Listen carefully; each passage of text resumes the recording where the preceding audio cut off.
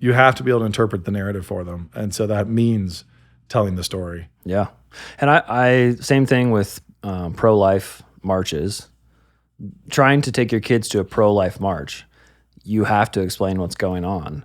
And I thought it was a great exercise as a parent, just being like, yeah, some people think it's okay to kill babies, and we're saying that's not okay. Yep. And that becomes real extremely fast. And I think a lot of people want to steer around that and steer around it in every area of their life. I don't want them to know about the darkness. I don't want them to know about opposition, about God hating. I don't want them to know any of these things, which all that does is set them up for whiplash. Met a ghost of a king on the road when I first fell. Fire burning to my knees I fell. Met a ghost of a king on the road. Sounds a little bit like I'm in a empty swimming pool. Do you want it louder? No. I hear our listeners can confirm or deny that it sounds like I'm in an empty swimming pool. Well, apparently this one controls.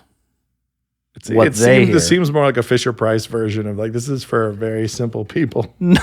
No, this is awesome. Well, sure. I want to know what these things are. That's for mixing your beats. Yeah, for those of you who are watching the Stories of Soul Food podcast, you can see Nate and I excited about... We have a new toy. A new Rodecaster Pro 2. 11. Or 11. Recording, and so yeah, if there's with the problems QR with the code, audio, that's going to help us out a lot. Right. Yeah, I think this is to actually, sample your beats and really, make your tunes there, Brian. They did not realize who they were handing this to. Okay, welcome to SAS. Here we are. We're here. We're doing it. We're here doing our duty. Yep, and I think seeing the new Rodecaster should just inspire everybody that if you want more of what comes out of Canon Press, join Canon Plus. Yeah. You can do that by going to subscribe. joincanonplus.com. Subscribe. Are we free or are we behind the paywall? We're now I think everywhere to see what we can do. We're free. So we just made the move to video available everywhere. We want to give more stuff for right now until we rein it all back. Actually, I don't know. Canon move has always been give it all away. Heading into November, there will be lots of giveaways at Canon Press. Giveaways all November long. Yep. Okay, so we're free. I think Nate's even giving away a Canon Plus ad that we're all very excited about. That's true. I think that'll blow everyone's mind as much as this podcast. Don't hype it. Don't hype it. It's kind of a, it's a vanilla. It's a vanilla ad. It's sort of like whiskey. Yeah, it's like nice, nice, whiskey vanilla. Oh yeah, it's a Lagavulin. Okay. With just a very particular taste set. I don't know. I don't think it's that smoky.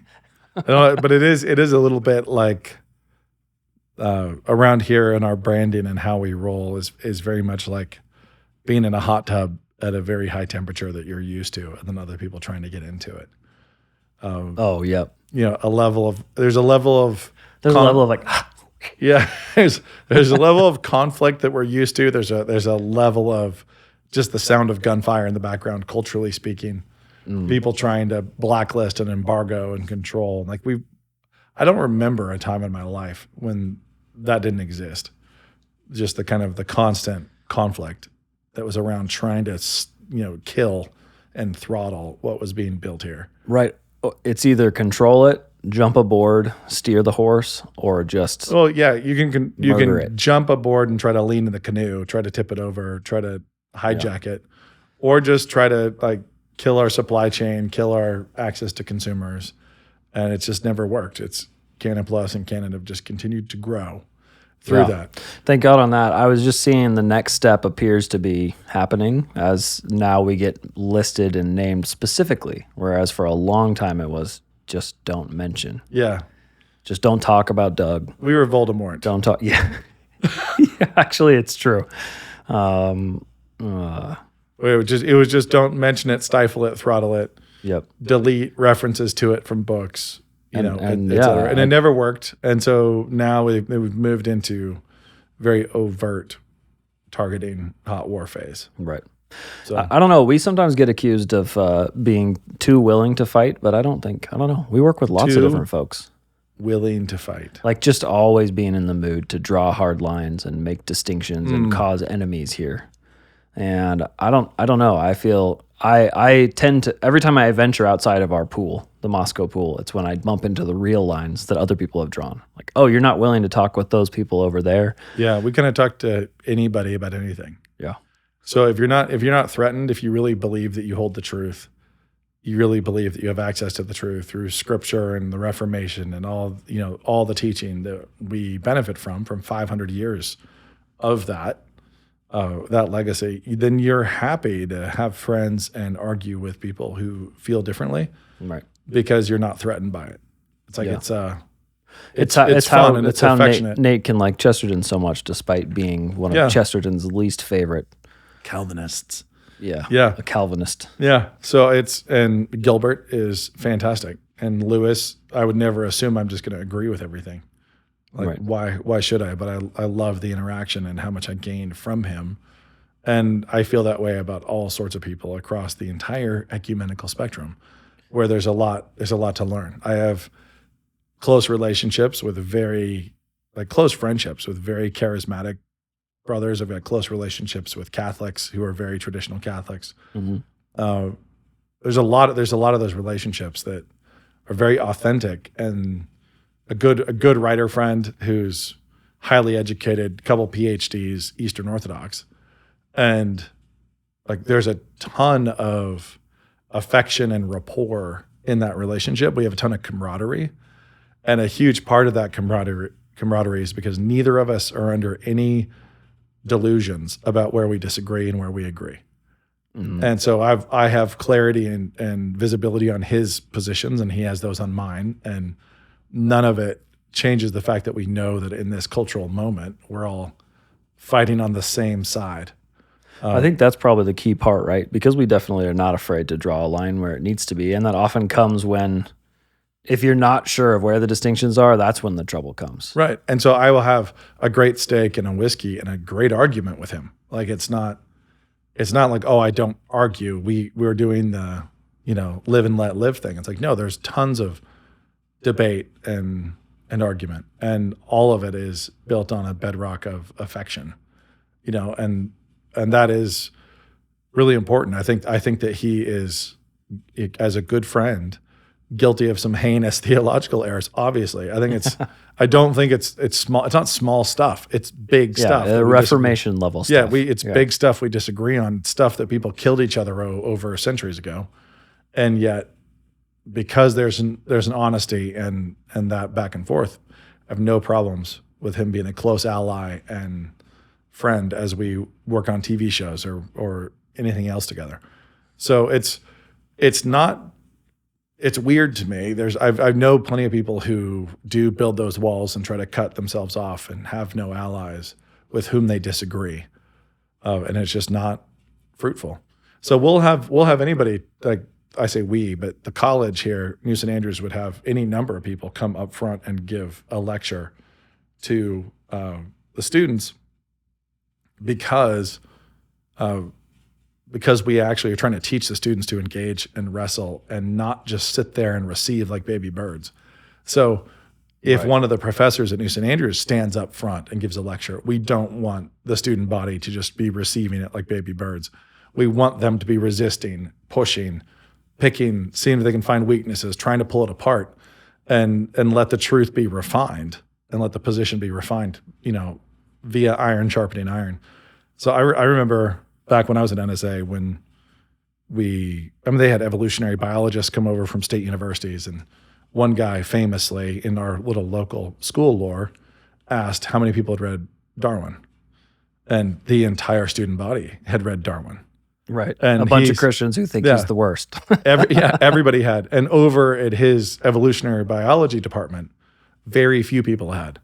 Right. Like they're just floating with the current. So he was kind of shocked and startled that this is not a fundamentalist sect that's scared to read what Kant said or scared to read what Nietzsche said or scared to read anything. It's read and engage and fight. So when people think that we fight too much, I find that funny because we are happy to have a tussle. Yeah. And one of the biggest comments I've had from outside friends who have visited this community is kind of a surprise about the easy, affectionate debate that happens when people disagree with each other, and it's not everybody having their feelings hurt. It's like, so no, we can rumble. I can rumble with my sisters. I can rumble with my dad. I can, at the dinner table, we can go back and forth and have a lot of fun grappling with an issue and refining it. And both of us are going to come out the other side with better handles on what we believe the truth to be. Yeah. And this is, it's Sherwood Forest. Though I will say there are times when I realize, okay, if you've been living in the timber of Idaho and running with the wolves, and then you just go hang out with labradoodles, you don't have to do anything for them to stress out. Yeah. You don't have to misbehave. It's just the blood dripping from your jaw that causes the nervousness. Well, they look at your ear; it's like ragged. Yeah, it's like, oh yeah, my sister did that. I get it. I do get it. If you're in very delicate society where people are careful not to disagree with each other, not to have those hard conversations, just showing up Can be a little surprising. Can be a little stark. I think also the hippie conservative divide in our town is a little more strong than in other places. That's what I've heard. Wow, I didn't realize people are so this is not offended or offensive. Yeah, well, the fact that there's a small town of very conservative believers inside of a university town that would like to be a liberal town.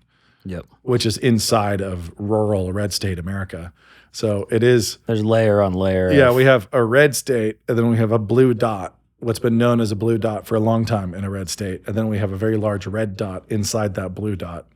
Yeah. And so for liberal university culture here, it's, enemies on both sides, and it's very stressful. So their kind of lash out factor, I think, is understandable. It's like if you really believe what they believe, if you've drunk that Kool-Aid to the dregs, then the pressure being on the outside with all the farmers and the loggers and the rural Idahoans is real, and you're trying to be a little enclave, and you realize that we are this. And the middle class that's supposed to be on your team turns out they're more with the farmers and the loggers. And then it turns out that there's this very large growing red circle inside of your blue dot. So I understand why they panic sometimes and arrest us at Psalm Sings. It's understandable. It's understandable. Just wrong, and going to cost them a lot of money in the courts. But it's, but I get it. I get the reflex. Okay, so I have the question about. Well, I have a couple questions, but the first one does seem like that confidence to let your kids hear an alternative view is hard. I don't think there's very many parts of the country, or it doesn't seem like it, where they're willing to kind of show up and have I remember in rhetoric class when you're arguing, as hard as you can pro-abortion. Right, in a class. And I would devil's advocate. Or devil's advocate. Or Logos doing someone bringing in functionally a paid actor to pretend to be an atheist. Or an actual atheist. If we couldn't get the paid actor, if we couldn't get him. Paid actor, I'm joking, it's the father of one of the students. So, but no one knew who he was. So they bring him in and he just goes hard, and they're all like, what is happening? I will say there, though, that part of the reason why they used him is because actual atheists cannot defend their position. They don't show up. And so we want, if you're just trying to grab a random person who's a professor, who's an atheist, they can't actually hold up. And so we want our students to be up against legitimately aggressive. And it turns out the best aggressive atheists are devil's fabricated. and they're out there. Right. But so if you want them to be able to handle Christopher Hitchens, you're not going to be able to just find that. You're going to have to find somebody who actually can play that part, as opposed to the authentic version. There was only one of those. Right. Most atheists just default to that real quick, your truth level. Yeah, they're going to be snotty at you and ad hominem and then not have the conversation. They just leave. Most people will exit rapidly. But you're right. It is not a normal thing. Yeah. So, I think most parents feel that, especially parents of young kids, because they're constantly on that line of, should I explain really what's going on with that tranny flag to my children? Yeah. Like that question of the parents of like, Yes, you should. when do I tell them that people think that boys can become girls and girls can become boys? As soon as they're able to visually recognize the flag Yeah. and the people who are carrying it, then you need to. And you need to tell the story correctly. This is all back to narrative and This narrative is point of key view. right here. Yeah. Because that's hard. Narrative point of view. Who are the villains? Who are the victims? Right. Who do you feel for? Who do you pray for when you see people Right. who are deluded by this and have been mutilated, this way? Yeah, I mean, you have to tell the story. You have to interpret the story for your kids in which they live. This is the scene. They're walking through a scene. They're downtown.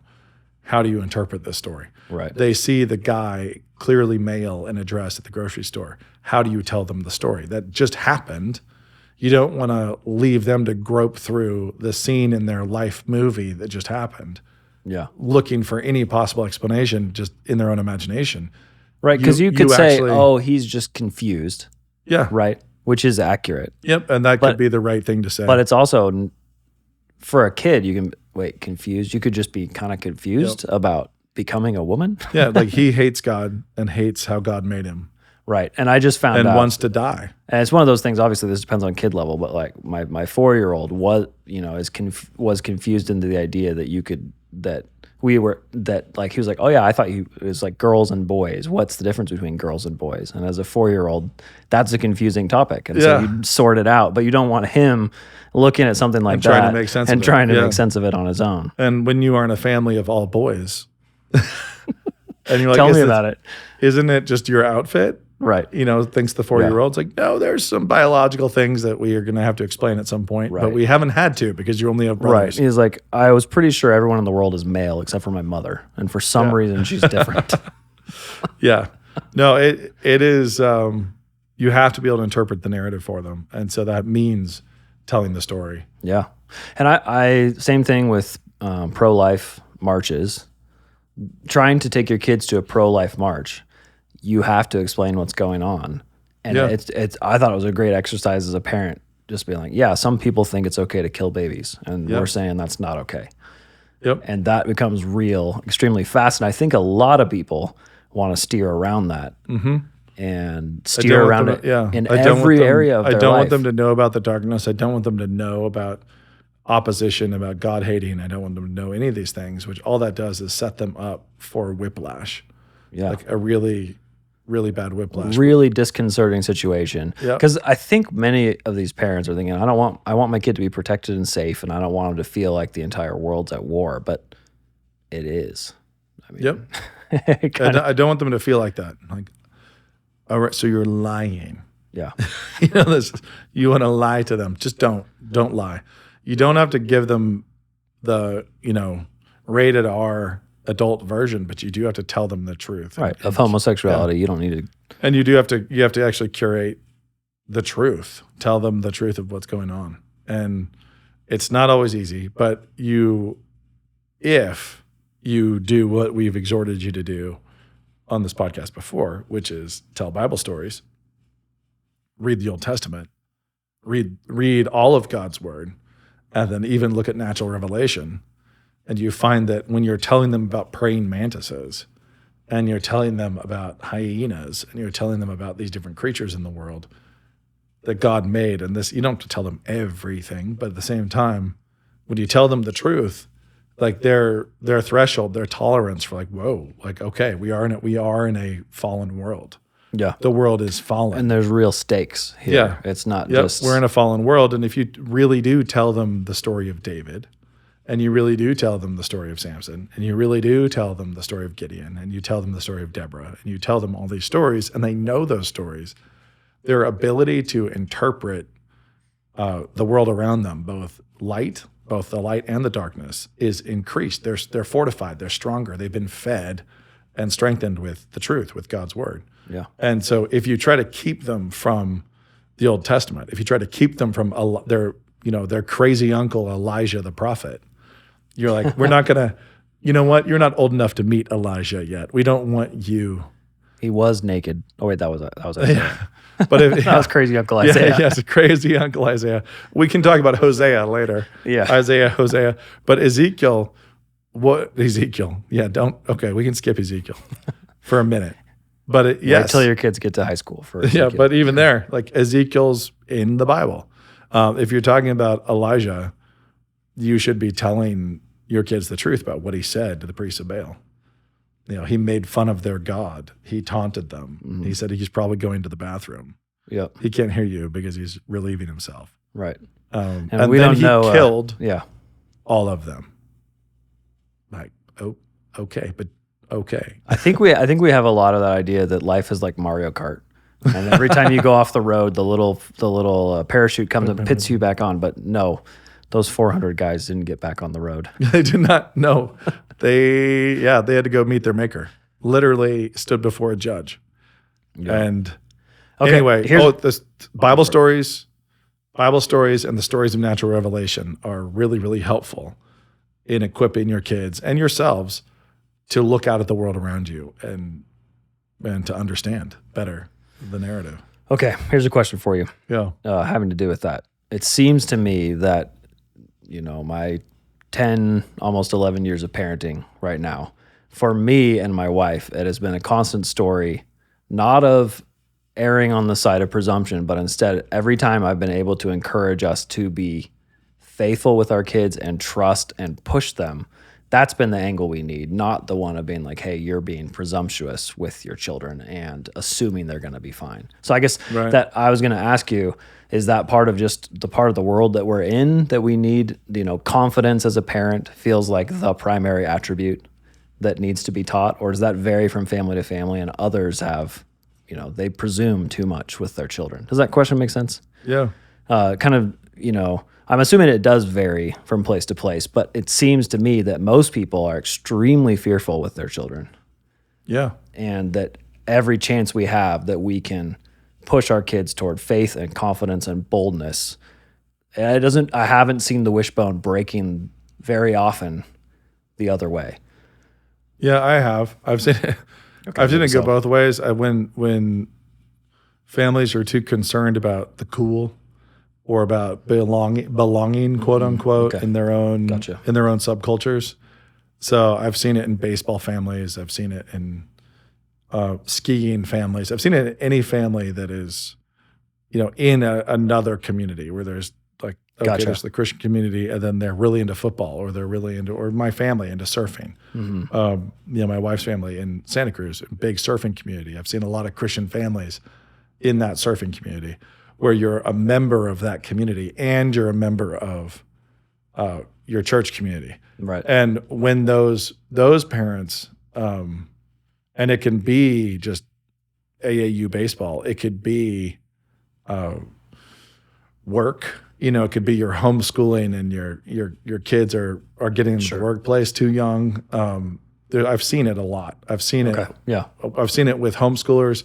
I've seen it with schoolers. I've seen it public, kids in public school, obviously, but wherever you belong in another community, and you start trying to keep belonging in that community, as opposed to being happy to just stand out as just so different. Okay, sure. Yeah, I've seen one of these things is not kids. like the other. I'm a Notre Dame kid, and all of a sudden they're just all in on Notre Dame. Exactly. So kids going to college is a perfect example. So, or joining the Navy, anything like that, where you're a member now of something else. Mm-hmm. My dad has always advised people who are going into the military to immediately identify yourself in public as a believer to people. Yeah.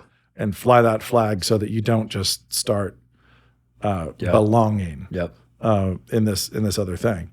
So for everybody in every family that has a foot in another community, they have their faith community, they have their Christian school, they've got their Christian church, whatever it might be, and they belong there, but they also have membership elsewhere. Whenever their membership elsewhere in the world becomes really important to them, and they work hard to fit in and belong, parents or kids. I've seen it with the parents a ton, trying to fit in and belong. The wishbone is breaking in the wrong direction. Gotcha. So from confidence to presumption. Yeah. Yeah. I am going to fully participate here and presume that my kids will be fine. And I'll tell you a secret. They won't. Gotcha. They never are. They are never fine Yeah. in that situation. So we were members of lots of communities, athletic communities, and, where our kids were, and like we're playing third grade football and we're doing this, that, the other thing. But there was always a contrast, always a willingness to not fit in, and to, try to have a great testimony on the field and with your work ethic, and talking to our kids about working really, really hard and not slacking just because other kids are slacking, and being respectful and looking your coach in the eyes and yes, sir, yes, ma'am, and being that way, knowing that that's going to create friction and conflict for them, and believing that that's the benefit. So the benefit for us of these little guys was the fact that they are going to have to learn. But with our oldest, the 6th grade, he came back and turned out he'd been asking every single kid on his football team if he was a Christian. Great. And so I had a ton of conversations, and we're like, awesome. 7th grade, I think it was, locker room, having to fight guys who all started like bullying a kid and blaming a kid for a loss, and having to stand up and push back. And like, just knowing you're never going to be in the clique. You aren't. Yeah. Like you have to operate everywhere as if you have the complete authority of God with you, and then operate faithfully in those moments. And knowing those degrees of temptation are hard. Yeah. So the reason why our oldest can do well where he is now at 21 and under constant pressure and assault, he's at Columbia, and the big Day of Rage thing happened, and there are these, massive Palestinian protests came washing all around New York and came through the Quad of Columbia. And he had been identified as a Jewish student. He'd gone to some Seder dinner thing, and had, he'd gone and talked to them all. And so I was getting all these messages of like security and warning, and all the Jewish students are supposed to be sheltering in place in one center under guard, like with protection. Oh, wow. It's like, and I found out that my son had worn his T-shirt that says just Hebrew lettering across the front. It says Columbia in Hebrew, and hadn't realized that, and had forgotten what day it was, and just walked out and walked into this pro-Hamas rally. No.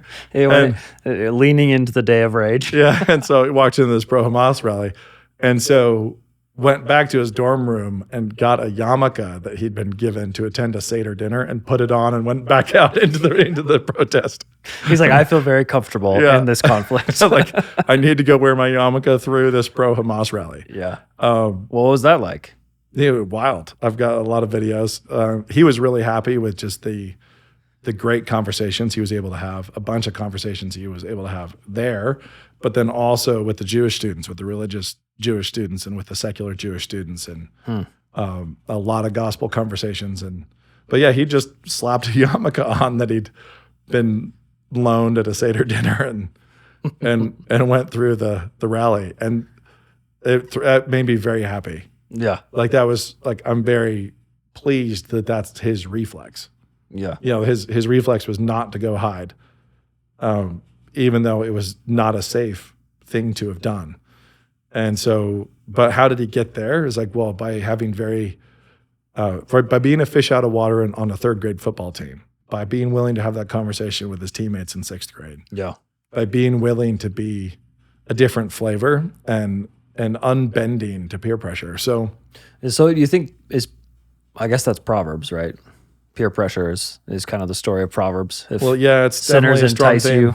Yeah. Yeah, don't go along with them. Don't go with the mockers and the scorners and all that stuff. But on the flip side, now, so I've seen the wishbone break where parents are like, we're not going to shelter our kids. And so they have no idea what their kids are listening to on Spotify. They have no idea what their kids are streaming on Netflix on their own phones. For us, you got phones. Our kids received phones when they could be places and stranded. There aren't payphones now. So as our kids got driver's licenses, they got phones. With our youngest, she got one early because she had no rides. She would just be waiting for rides, and we needed her to be able to call. And so she had a phone at 13 instead of 15, where everybody else had it at 15. As soon as we needed it, for transportation usually, or so you're not stranded. They got one. No social media till you're 18. That's it. My son has he has a Twitter handle and an Instagram handle, but he doesn't have either app on his phone.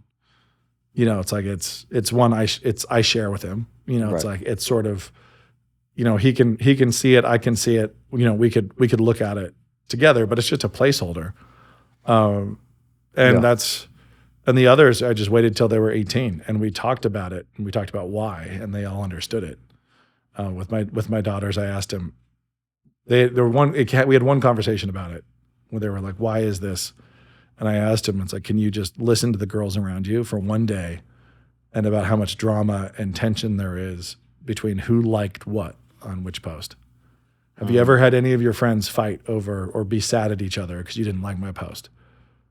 Or you posted something with other girls and I wasn't invited." And and that kind of thing is created. And one day they listened to their friends and were like, "Yeah, okay, we're good." Right. And we just pushed through. So it was not me locking them in a greenhouse, but I did want them to be able to grow up and make mistakes and not have it on the permanent record. Right. But so I see a ton of kids where they're sheltered, and mom and dad keep them from the world, don't tell them the truth. We're not talking about the Old Testament. Yeah. We're not engaging with the world at all. And then they have no immune systems, and they're kids who are raised in a bubble, and they come out and they die of the common cold. Like a really basic temptation their freshman year. Yeah. And they crumple. And they're just bowled over because they've never ever had to build the muscles of resistance, of resisting a crowd, or having the kind of tolerance where a professor could yell at you, and have it be fine. This won't reassure people on the fighting front, but I have very fond We're memories. getting there next. So. I have very fond memories of getting kicked out of a college classroom, of getting kicked out of a grad school classroom, of having a teacher write "asshole" in giant letters on the chalkboard and turn around and point at me and then throw the chalk at me. Like, can we do these stories right now? Yeah. So which one was the best getting thrown out? That one sounds pretty juicy. Getting thrown out of, and actually more honestly, in grad school, everyone else got thrown out. Class was canceled. Everybody was sent out, and I was held back to be yelled at. And they all grad students stood outside the door, all watching in the window while I was just getting berated.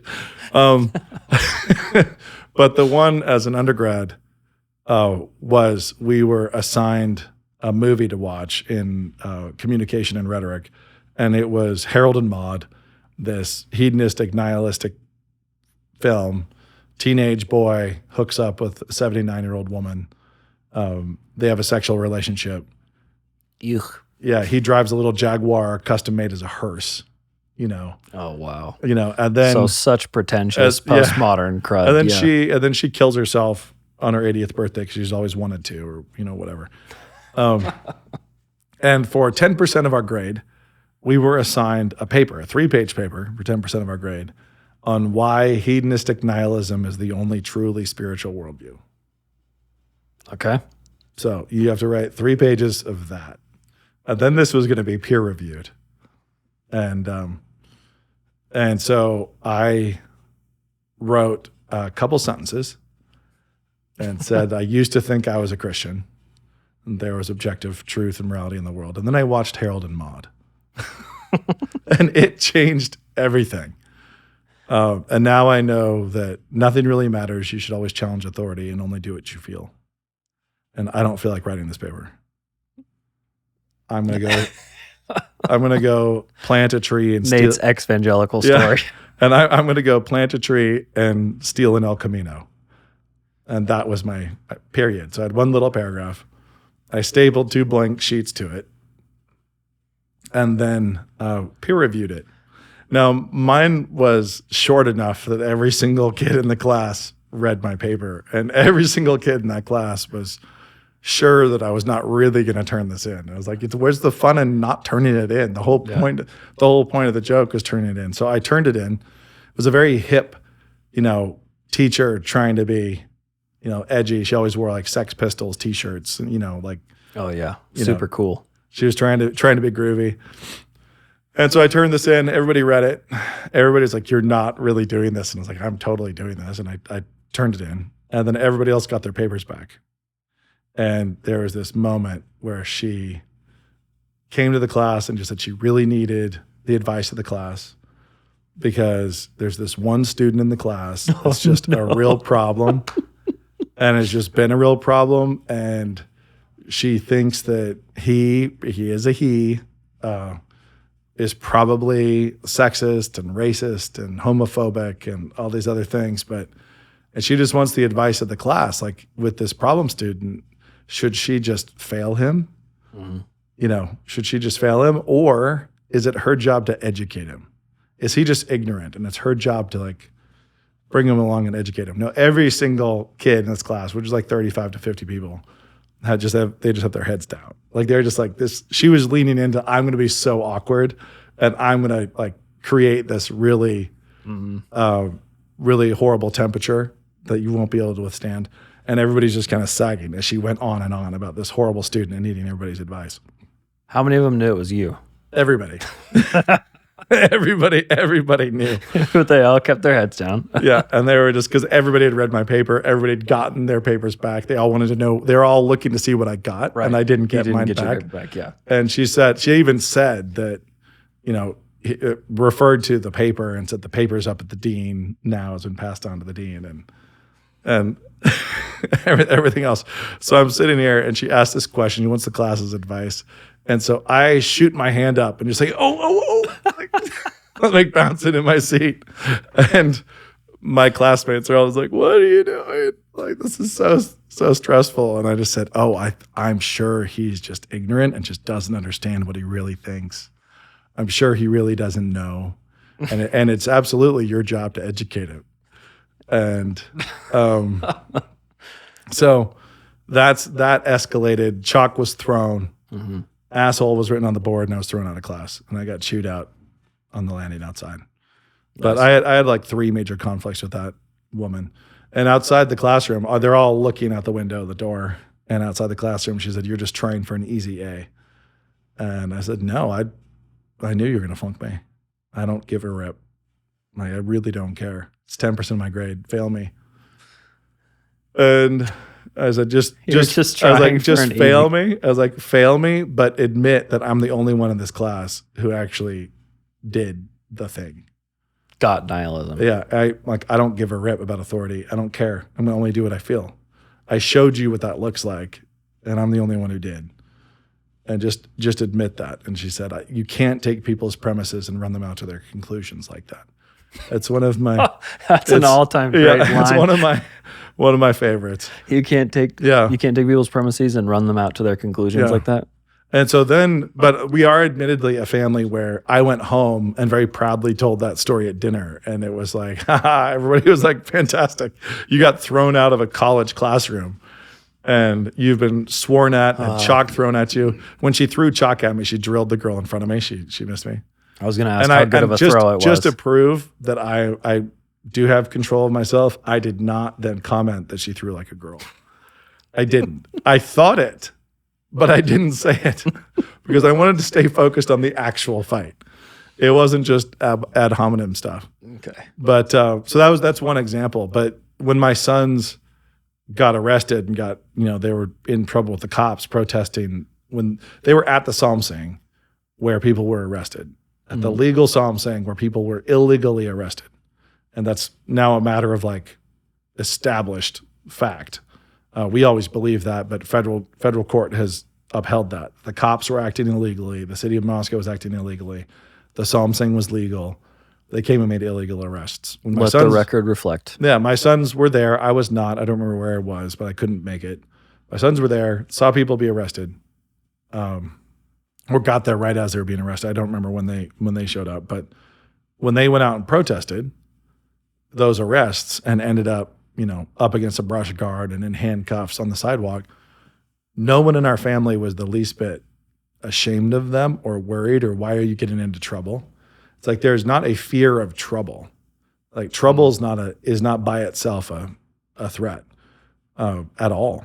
Yeah. Like the question is, how did you handle it? How did you behave yourself? What was the conversation? What was everything else surrounding Right. it? And in trouble over what? Yeah. Because it's what and how. Yeah. So that's Yeah. like, were you smashing a window? Were you spray painting things? Were you damaging property? It's Or like, you no. refusing to do your schoolwork when it's not a bad assignment? Yeah, exactly. Exactly. So anyway, I've seen a ton of really sheltered kids from every different kind of educational background and church background blow up as adults because they have no immune system. And I've seen a lot of kids who have been overly cool. You know, they've belonged too much. They did a little too much belonging in the world or in some subset.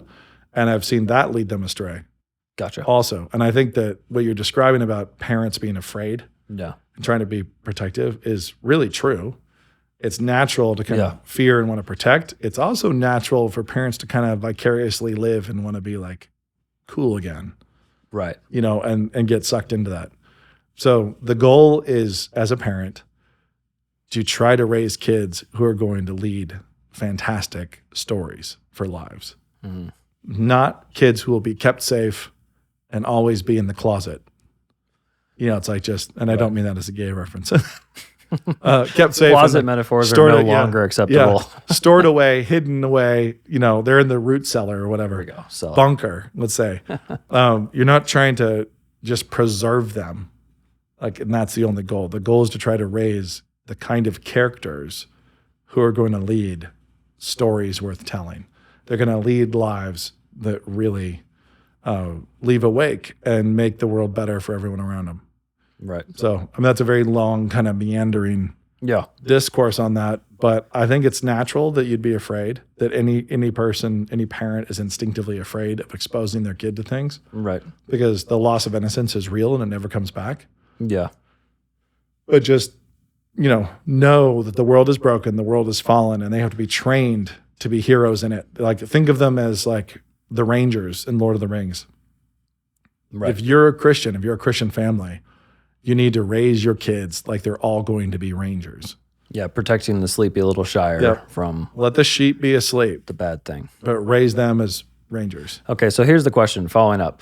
Obviously, how come you first gave a list of a wide variety of people you've been friends with. How come that professor with the T-shirt is not one that gets to be a friend, right? I guess. Yeah, I would have been happy to be a friend. I would have, it was. I mean, honestly, she should have been able to see that and realize, like, you got me. Good job.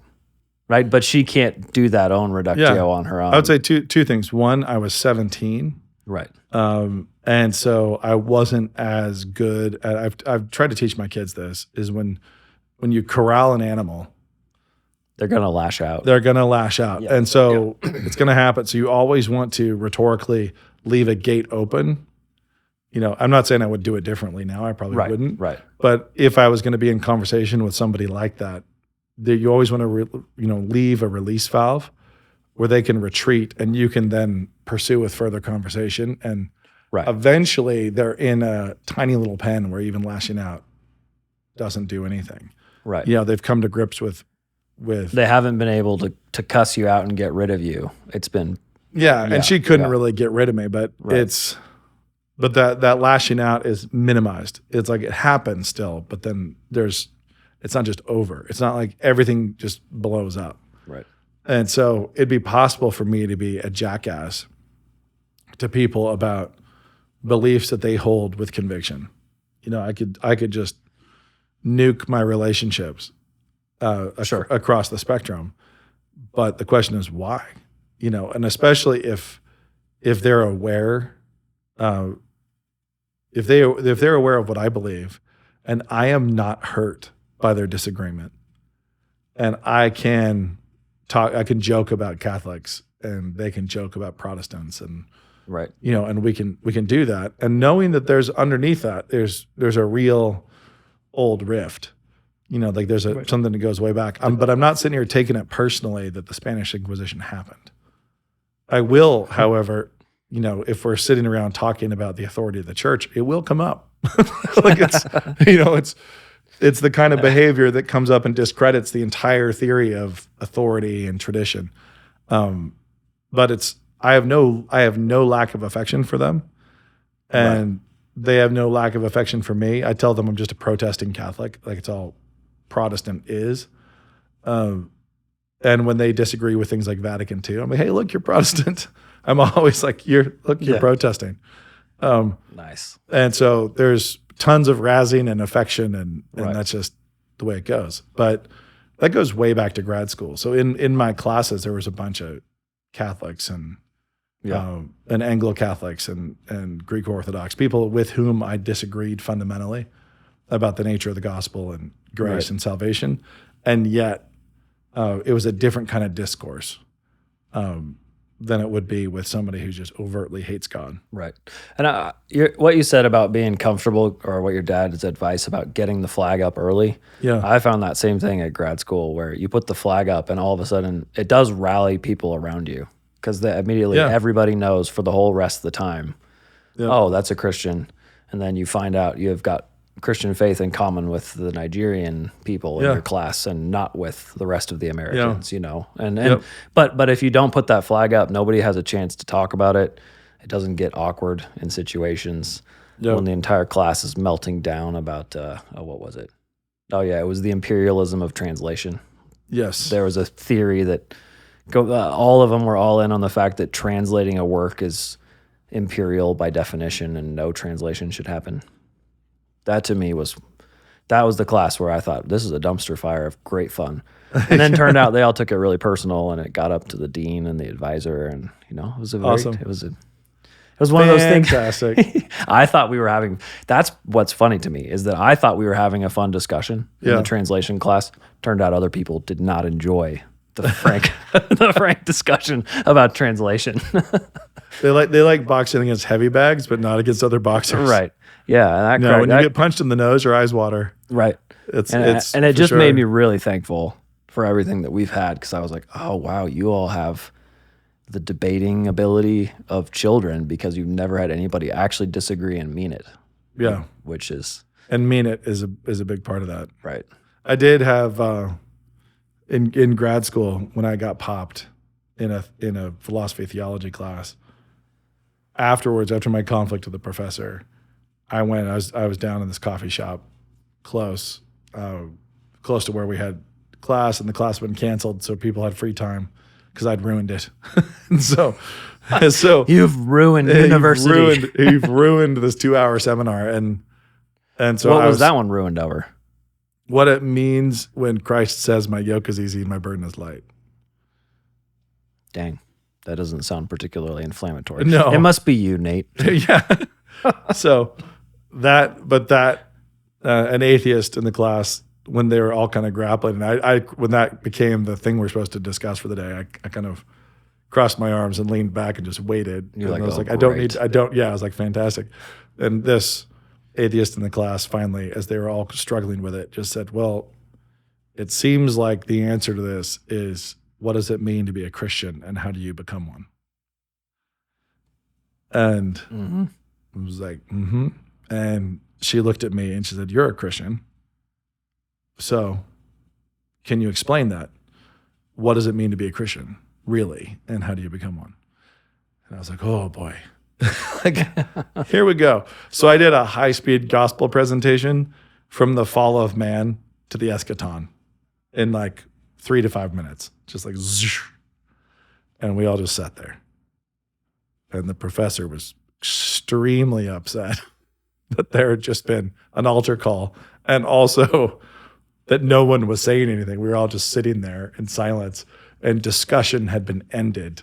I had ruined the discourse and I had shut the whole thing down and yada, yada. But anyway, it talking about guilt and talking about the law of God on everybody's hearts, and talking about how everyone here knows better and everybody here bears the image of God, and really going with a straight up, for me, a Grandpa Jim, old-timey gospel presentation. Shut the thing down. They all were dismissed. Class was canceled. I got yelled at. And they'd all sat in silence after this. And then I went to the cafe. And when I was there, the number of people from my class who came by and said, hey, like, thanks so much for doing that. I'm actually a Baptist. I'm actually Anglican. I'm actually, and I was like, man, 2/3 of my class were believers. And yet it felt. And they all bit their tongues. Right. And it just shut down. And you need somebody who's dumb enough, who's dumb enough and has tolerance, to be thrown into the hot tub because they don't know any better. All of my friends there needed that. And I became pretty good friends with a lot of these, a lot of those people.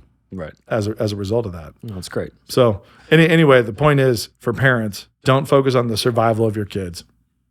Don't focus on trying to have really soft, well-preserved 30-year-old sons.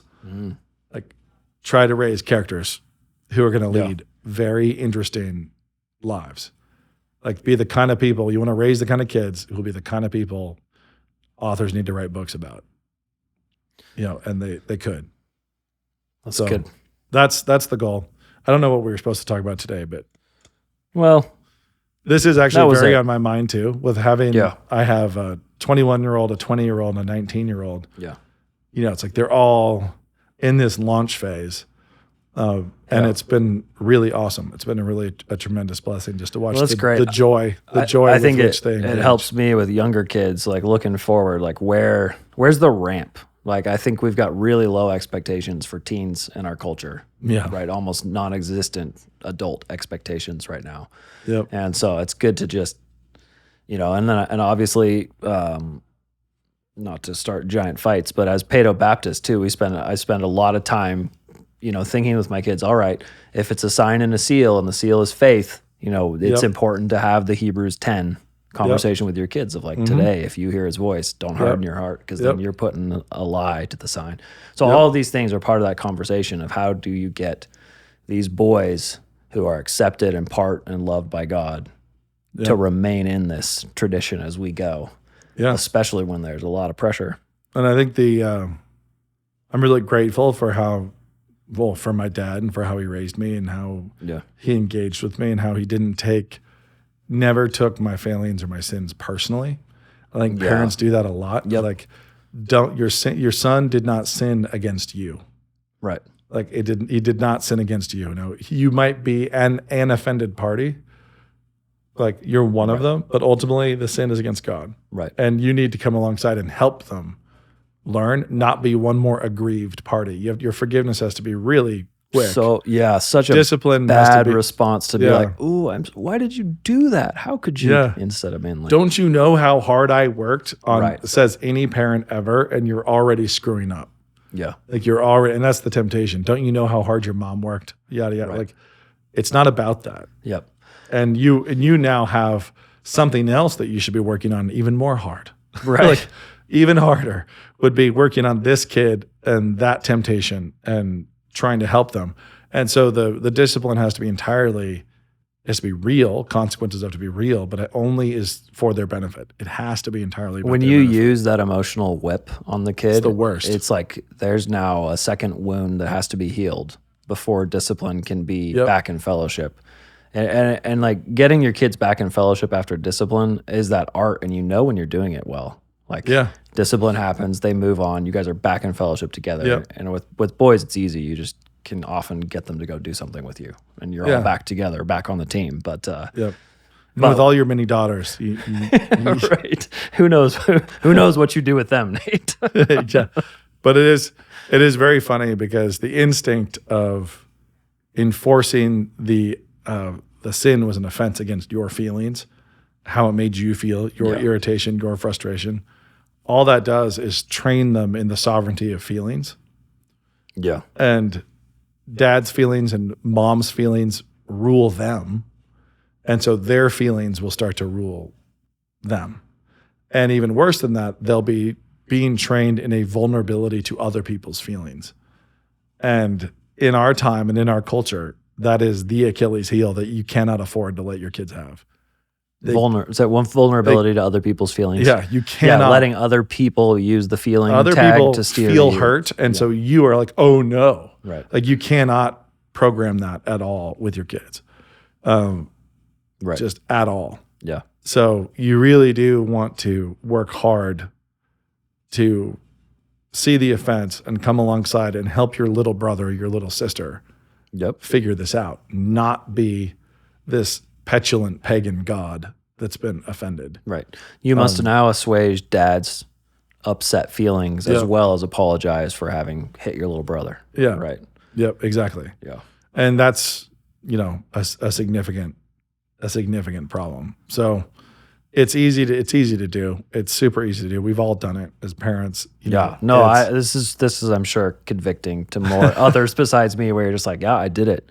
There was that thing where you get the feeling of like, I don't want to deal with this, and so you react emotionally. Yeah. How could you do this to me again? I think people do that with schoolwork too, and that turns kids against school and everything too, because they're like, how could you have messed up this assignment? And I know I've talked about it before, but my dad, when I was 16, he did it with my sisters as well. But when I was 16, he told me, you now can watch and listen to whatever you want. Yeah. But then the big, heavy, weird, wild stakes of that were his addition of, because if you can't figure that out by now, it's too late. I already screwed up and there's no hope for you.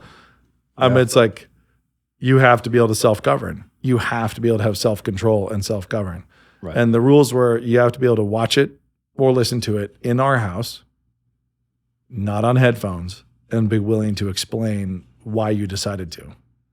That's a great one. I remember, I look back on that being like, I wish I'd been willing to walk out of so many more things. I used that so sparingly. Yeah. That tool, which needed to be a key tool of this is worthless. Yeah. And so I've done that with my own kids. My second son recently turned 17, but back when he was 16, we had this conversation of just like, okay, so this is it. You have to be able to self-regulate. There's going to be so much filth coming at you in the world. And this is where we're going. We've talked enough. We've watched enough together. We've discussed enough. You're capable of making these decisions, and you have to start. This muscle has to begin working.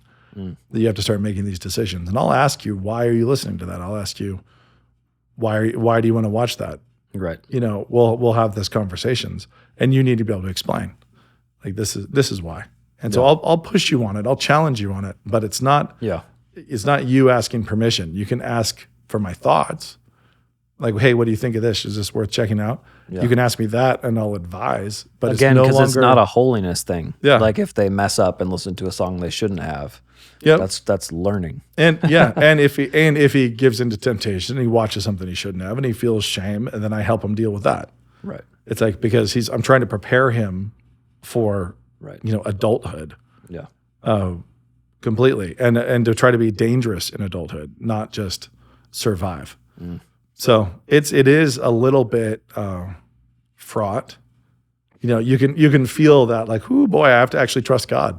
Like I actually have to operate by faith. This is not by works, it turns out. Like, I'm not going to be able to work my own way into salvation. I also can't work my kids' ways into salvation. Like, it's actually, this is by faith. We give it to God, and we entrust Him, and just do what we can. But over sheltering is a mistake, and trying to be of the world is a mistake. It's about walking that line, or you're 100% in the world, but in the world, building up your tolerances, building up your strength, your resistance, your willingness to have everybody look at you with side eye. Yeah. Because you're wearing the "I am the pro-life generation" T-shirt on the New York subway. Right. It's like you have to be ready to roll. Or you are the Jew in the Hamas rally, or I should say the fake. You're the guy in the Hanukkah. Yeah, and actually it's funny because when I got messages from the Jewish Center there, and the Jewish Center staff had, I thought amazingly, I was really impressed with them. They had gone out and stationed themselves throughout the pro-Hamas, pro-Palestinian rally there, just for that exact reason of assuming that Jewish students would forget or not be aware, and then walk out of class and like walk right into it. And so they had like lifeguards, out there monitoring everything already, which I was impressed by. But it was funny afterwards. My son was like, I have to flag some resistance. This requires some resistance. So where's my yarmulke? Where's Somebody gave me one of those. somebody gave me one of those. Somebody gave me one of those yarmulkes. Yeah. But he's got cousins in the IDF, and it's a thing that matters. An aunt over there, a widower who's over there. Right. I don't even, like, the updates are crazy. Yeah. So yeah, like the least he felt that he just had to flag it. He felt like he could not sail through without flying a flag of some sort. So he found a small round one. A little black flag. And placed it on the back of his head. Yeah. There we go. Well, Don't try to keep your kids out of trouble. Try to get them in the right trouble. Yep. It's good.